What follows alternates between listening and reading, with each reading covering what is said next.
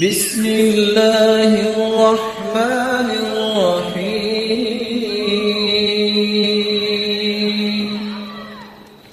صحیح بخاری کا وہ واقعہ کتنا مشہور ہے کہ جب صحابہ کرام بنی سلیم کے قبیلے میں پہنچے،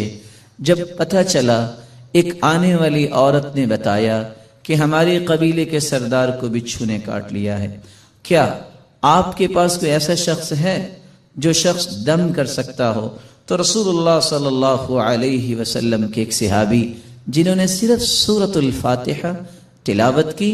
اور اس کو دم کر دیا، رسول اللہ صلی اللہ علیہ وسلم کے اس صحابی نے اس سورۃ الفاتحہ کو پڑھنے کے بعد جب دم کیا تو وہ شخص ایسی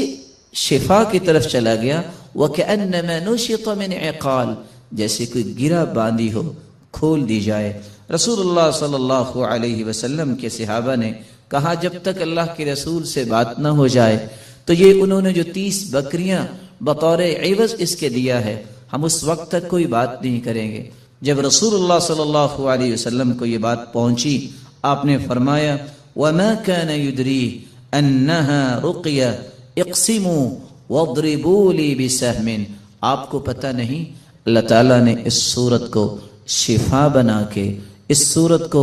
دم بنا کے نازل کیا ہے۔ اور یہی بات ابن القیم رحمۃ اللہ علیہ نقل کرتے ہیں کہ میں نے کتنے سفر کیے اور جب بھی میں بیمار ہوا تو میں نے اللہ کے پیارے پیغمبر کی اس بات پہ یقین کر کے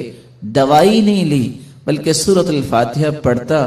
اور میں دم کر لیتا اپنے آپ کو، اللہ رب العزت مجھے شفا یاب کر دیتے۔